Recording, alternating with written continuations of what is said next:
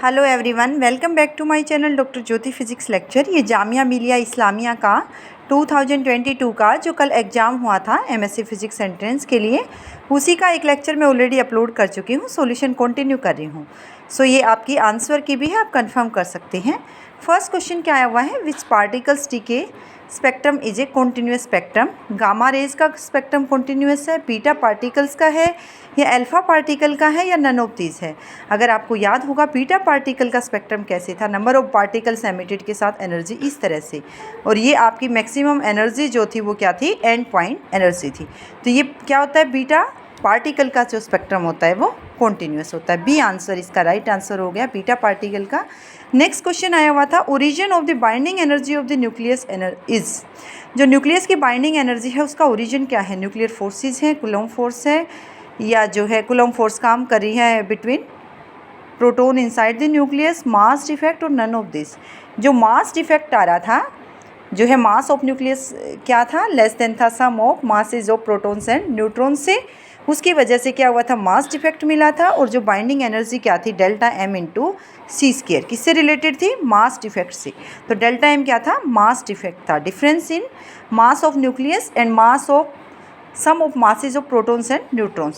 सो ये क्या आंसर हो गया इसका, मास डिफेक्ट हो गया। नेक्स्ट क्वेश्चन देखते हैं, हमें पूछा गया था न्यूक्लियर फोर्स का। आप ध्यान रखिए, जब भी कोई एमएससी एंट्रेंस दोगे, इवन आफ्टर एमएससी भी ये क्वेश्चन हमेशा पूछा जाएगा, न्यूक्लियर फोर्स की प्रॉपर्टी पे बेस्ड कौन सी फोर्स स्टेटमेंट है। न्यूक्लियर फोर्सेस चार्ज डिपेंडेंट हैं, न्यूक्लियर फोर्सेस अट्रैक्टिव हैं, न्यूक्लियर फोर्सेस स्पिन पे डिपेंड कर रही हैं, न्यूक्लियर फोर्सेस शॉर्ट रेंज हैं। आपके पास ऑलमोस्ट 4 स्टेटमेंट पूछी जाएगी। तो न्यूक्लियर फोर्सेज जब वो चार्ज पे डिपेंड नहीं करती हैं, वो है charge independent. So first option क्या हो गया, रॉन्ग आंसर। बाकी सभी ऑप्शन करेक्ट है। न्यूक्लियर फोर्सेज अट्रैक्टिव भी होती हैं, स्पिन पे भी डिपेंड करेंगी, शॉर्ट रेंज फोर्सेज होती है। So A option is right answer. Next question था, practically the value of Poisson's ratio sigma lies between 0 से 1, 0 से 0.5, 0.2 to 0.4, -1 to 1। वैल्यू वैसे आपकी -1 से 0.5 होती है, लेकिन प्रैक्टिकली आप क्या ले लेते हो, 0 to 0.5। So B option is right answer. Next question देखते हैं, ये आपके पास यंग मॉडुलस के पे बेस्ड है। आपके पास 1 मीटर लॉन्ग स्टील वायर है जिसका एरिया ऑफ क्रॉस सेक्शन क्या है, 5 × 10⁻⁵ मीटर स्क्वायर। उसको स्ट्रेच कर दिया वायर को, किससे, 1 मिलीमीटर से। क्या फोर्स लगाई, 10⁻⁴ newton. Then Young modulus of wire is क्या मिला, 2 × 10⁻11 newton per metre square, 3 newton per metre square, 4 newton per metre square और 5 newton per metre square. Young modulus की डेफिनेशन देखिए क्या होती है, Young modulus of elasticity stress by strain होती है। स्ट्रेस आपके पास क्या होती है, फोर्स पर यूनिट एरिया होती है, और ये क्या है, strain change in length to the original length. Change in length आपके पास क्या है, 1 मिलीमीटर है, जो कि क्या होती है 10⁻³ मीटर। ओरिजिनल लेंथ थी 1 मीटर, फोर्स थी 10⁻⁴ न्यूटन, एरिया क्या था 5 × 10⁻⁵ मीटर स्क्वायर। फर्स्ट इक्वेशन से यंग मॉडुलस लगाइए, फोर्स है 10⁻⁴, डेल एरिया है 5 × 10⁻⁵ डिवाइडेड बाय लेंथ क्या है, चेंज इन लेंथ 10⁻³ ओरिजिनल है 1 मीटर। क्या आ गया, 10⁻⁴ डिवाइडेड बाई 5 × 10⁻⁻8 बन गया। ओवरऑल क्या बना, 0.2 × 10⁻12 और 2 × 10⁻11 न्यूटन पर मीटर स्क्वायर। ये आपके पास क्या आंसर हो गया, ए ऑप्शन इज राइट आंसर।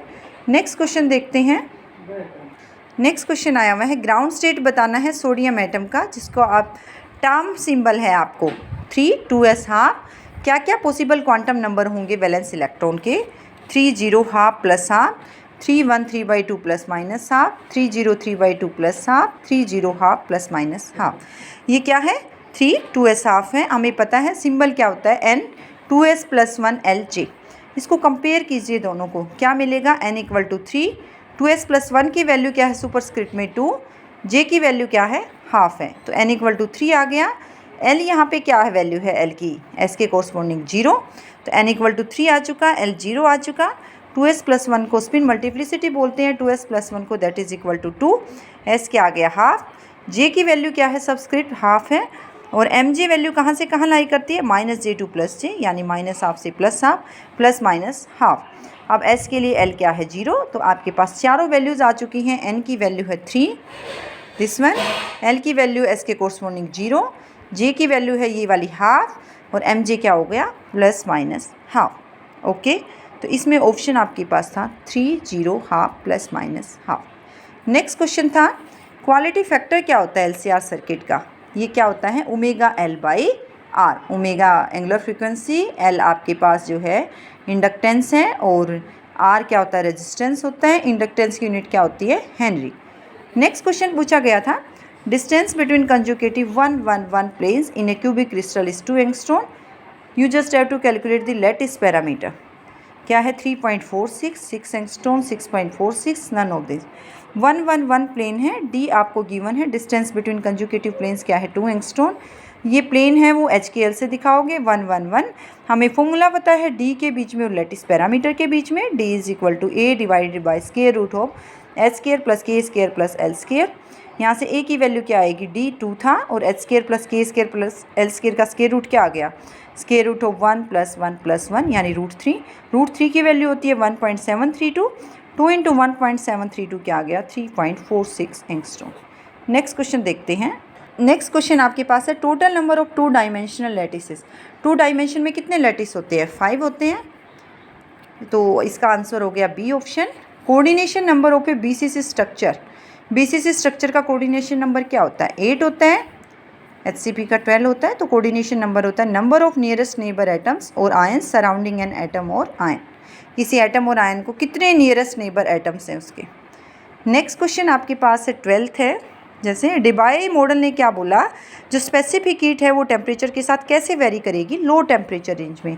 आपको याद होगा आइंस्टीन जो है लो टेम्परेचर पे स्पेसिफिक हीट के टेम्परेचर के साथ वेरिएशन को एक्सप्लेन नहीं कर पाया, तो डिबाई ने क्या रिलेशन दी, CV है जो स्पेसिफिक हीट है लो टेम्परेचर पे वो कैसे वेरी करती है T⁻3।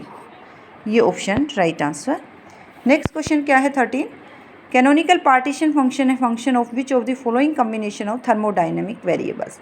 कैनोनिकल पार्टीशन फंक्शन है किसका फंक्शन होता है, वो होता है टेम्परेचर, वॉल्यूम एंड n का, नंबर ऑफ पार्टिकल्स का।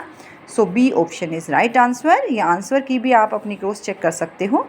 नेक्स्ट क्वेश्चन क्या है, डिस्प्लेसमेंट आपको पार्टिकल की गिवन है x = t - 2 whole square, x metres में है, t सेकेंड्स में है।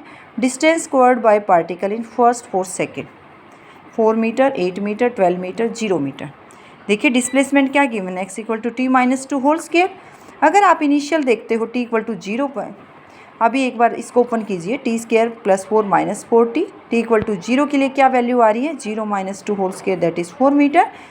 t = 2 पे भी चेक कर सकते हैं या सीधे t = 4 पे चेक कीजिए, 4 - 2 होल स्क्वायर क्या है 4 है, यानी ये इनिशियल डिस्प्लेसमेंट थी t = 0 पे। t = 2 पे आप चेक भी कर रहे हो क्या आ रही है 0, तो यहाँ पे t = 4 सेकेंड के लिए क्या आ गया, इनिशियल थी ये 4 + 4 दैट इज़ 8 मीटर। तो ये आंसर क्या आ गया 8 metre is right answer. Next question देखते हैं। नेक्स्ट क्वेश्चन है first derivative of step function. ये स्टेप फंक्शन है आपका x < 0 के लिए क्या है, जो है आपकी 0 वैल्यू है, और जैसे ग्रेटर हुआ ये x = 0 तो ये वैल्यू क्या आ गई 1। इसका जब आप फर्स्ट ऑर्डर डेरिवेटिव लोगे तो वो क्या मिलेगा आपको, डिराक डेल्टा फंक्शन मिलेगा। सो इसका आंसर क्या होना चाहिए, C option is right answer. Next question पूछा गया था Fourier transform of a Gaussian function. Gaussian function का फोरियर ट्रांसफॉर्म क्या होगा, गॉसियन फंक्शन ही होगा। B option is right answer. Next question देखते हैं। ये आपके पास कर्ल की प्रॉपर्टी पे जस्ट बेस्ड है, del × r/r³ that is equal to, ये मैंने सोल्व करके दिखाया है, आंसर मिल रहा है 0। देखिए IJ के डेल ऑपरेटर की डेफिनेशन लिखिए, curly by curly x, curly by curly y, curly by curly z, r/r³। r आपके पास क्या होता है xi + yj + z के, r³ से डिवाइड कीजिए, x² + y² + z² ⁵3/2। जब ith कंपोनेंट लिखेंगे तो x divided by x² + y² + z² ⁵3/2। जब jth लिखेंगे तो y divided by x² + y² + z² ⁵2। जब kth लिखोगे तो z divided by x² + y² + z² ⁵2। अब यहाँ पे लीजिए i कंपोनेंट को आप सोल्व कीजिए, दिस वन, इसका y के रिस्पेक्ट में डेरिवेटिव लोगे इस टर्म का, z as it is x² + y² + z² ⁵2 का क्या आएगा -3/2, x² + y² + z² -5/2, और अंदर वाली इस टर्म का क्या आ जाएगा y के रिस्पेक्ट में 2y, ओके, माइनस। अब इस टर्म का डेरिवेटिव लीजिए z के रिस्पेक्ट में, y कांस्टेंट ये वाली टर्म का फिर से वही -3/2 x square plus y square z square raise to power -5/2 z के रिस्पेक्ट में 2z। तो ये आप चेक करोगे, जस्ट आइए थी कंपेयर कर लो, माइनस माइनस प्लस और ये माइनस, यानी 2 से 2 कैंसिल आउट, क्या मिल रही है y z into x square plus y square z square raise to power -5/2। यहाँ से आपके पास क्या आ रहा है, यहाँ से आपके पास आ रहा है माइनस वाई जेड, यहाँ से प्लस वाई जेड आ रहा है, 2 से 2 कैंसिल आउट, यानी ये दोनों टर्म कैंसिल आउट, 0 आई मिला। इसी तरह से जब मैंने जे का सोल्व किया, इस टर्म का विद रिस्पेक्ट टू जेड लीजिए एक्स कॉन्स्टेंट और इस टर्म का डेरिवेटिव, यानी -3/2 raise x square plus y square plus z square raise to power -5/2, इसका डेरिवेटिव लें with respect to z, 2z minus जेथ का है दिस वन, एक्स के रिस्पेक्ट में इस टर्म का z as it is x square plus y square plus z square raise to power 3/2 का -3/2 into x square plus y square plus z square raise to power -5/2 into 2x। तो ये Z x है, ये Z x है, ये cancel out होके 0। तो ये ऐसे ही के का ले लोगे आप, यहाँ से ले सकते हो ना, इसका एक्स के रिस्पेक्ट में वाई कॉन्स्टेंट, ये वाले टर्म का क्या आ गया -3/2 into x square plus y square plus z square raise to power -5/2 into 2x minus this one x constant y के रिस्पेक्ट में x square plus y square plus z square raise to power -3/2 into क्या हो गया, ये rays to power आ गई -5/2, Y के respect में आ गया 2y। तो ये भी कैंसिल आउट, ये भी कैंसिल आउट, ये भी कैंसिल आउट, 0 आंसर आ जाएगा आपके पास। तो इसका आंसर क्या होना चाहिए, A option is right answer. इसी तरह से मैं सॉल्यूशन कंटिन्यू डालती रहूँगी। Thank you.